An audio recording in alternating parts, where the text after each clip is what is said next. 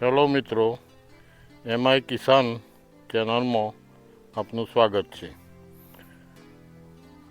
ખેડૂત ભાઈઓ, હવે ખેતી આપણું ખેતર મૂકીને જો આપણે બહારના ખેતરોની મુલાકાતો કરીએ તો આપણને નવી નવી જાતોનું વાવેતર જોવા મળે.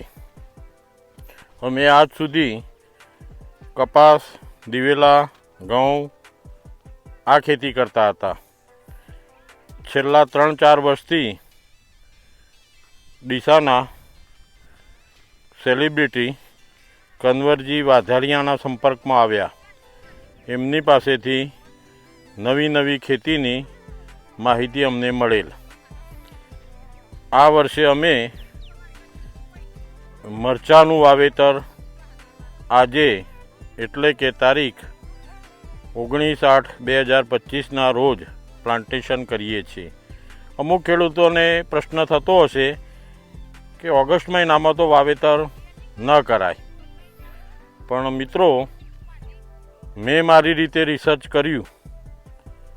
મરચું વાઈન લીલા મરચાંનું જ ઉત્પાદન કરવું અને એ જ વેચાણ કરવું, એ આપણો કોન્સેપ્ટ છોડી દેવાનો. હવે મરચાંમાં પણ મૂલ્યવર્ધન થાય છે, એટલે કે મરચું દળીને આપણે જાતે પણ વેચાણ કરી શકીએ છીએ. ગયા વર્ષે મેં G4 મરચાંનું વાવેતર કરેલું, સારું એવું ઉત્પાદન તેમાંથી લીધેલું. છેલ્લે ભાવ શાકભાજીના ઘટી ગયા, મરચાંના ભાવ પણ ઘટી ગયા. વીણામણ જેટલા પણ પૈસા મળતા ન હતા તો અમે લાલ મરચું કરી દીધું. આ લાલ મરચું સૂકવીને દળાવીને સરસ પેકિંગ કર્યું અને એની જાહેરાતો વોટ્સઅપ મારફતે દરેક ગ્રુપોમાં મૂકેલી. સામેથી અમને ઓર્ડર મળતા હતા. ભાવ બિલકુલ વ્યાજબી રાખેલા અને ચોખ્ખું મરચું, કોઈ ભેળસેળ નહીં અંદર. 5000 કિલો મરચું અમે ઘેર બેઠા દરેક ગ્રાહકને પહોંચાડીને મૂલ્યવર્ધન કરેલું. હવે તમે સમજી શકો છો કે કોન્સેપ્ટ એક ન રાખવાનો કે લીલા મરચાં વેચીને પૈસા ઊભા કરવા, એ મગજમાંથી કાઢી નાખવાનું. કોઈ પણ ક્રોપ કરીએ તો વેચાણમાં આપણને મુશ્કેલી આવે તો એવો ક્રોપ પસંદ કરીએ કે જેનું મૂલ્યવર્ધન થાય. એટલે અમે મરચાં આજની તારીખે વાવેતર કરેલું છે. હવે એક બીજી ખાસ તમને ખાસિયત જણાવું. આ મરચાંની વેરાયટી હું પોતે મધ્યપ્રદેશ જઈ આવીને ગયા વર્ષે ત્યાં આગળ જોઈને આવેલો છું. વીઘામાંથી 4 થી 5 લાખ રૂપિયાના મરચાં એ લોકો લીલા વેચે છે. અને કોઈ શિયાળામાં પણ જોયેલું, કોઈ વાયરસ આવેલો ના.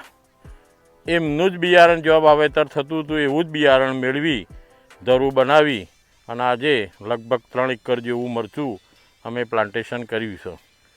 હવે આનું કેટલું ઉત્પાદન થાય છે, કેટલા ખર્ચા થાય છે, એના અવારનવાર અમે વિડીયો મૂકતા રહીશું. અમારો કોન્સેપ્ટ એક જ છે કે ખેડૂતને ફાયદો થાય એવી માહિતી આપણે પહોંચાડવી. ખેડૂત ગેરમાર્ગે દોરાય એવી વાતો આપણી ચેનલમાં આવશે નહીં. દવાઓ, હવે દવાઓમાં મિત્રો કેવું થાય છે કે એગ્રો પર જઈને આપણે વાત કરીએ કે મારા દવા, હવે આ દવાઓ લાવીને તમે છોટો, એનું કોઈ રિઝલ્ટ ના મળે. પણ મારી દૃષ્ટિએ તો આપણે જ નિદાન કરવું પડશે કે ભાઈ દવા કઈ છોટવી, ક્યારે છોટવી, કેટલી છોટવી, એ આપણે જ જજમેન્ટ કરવાનું. હું મારી ખેતીમાં 5 વર્ષથી રોગ જોઈને, હવે તો મોબાઈલમાં એપ પણ આવે છે, એ એપનો પણ સહારો આપણે લઈએ કે કયો રોગ છે, શું દવા માગે છે, એ આપણને માહિતી મળી રહે છે અને એ પ્રમાણે દવાઓ લાઈન છોટીએ. અમે અમારી ખેતીમાં લગભગ 80% જૈવિક પદ્ધતિથી કરીએ છીએ. રાસાયણિક 20% વાપરીએ છીએ. એવું નથી કે રાસાયણિક નથી વાપરતા, પણ કમ્પોસ્ટ ખાતર વધુમાં વધુ વપરાશ કરીએ છીએ. બીજા મારા આગળના વિડીયો આવશે એમાં કે જે ઓર્ગેનિક ટ્યુબ આવે છે એની અવેજીમાં અમે એક જુગાડ બનાવેલો છે.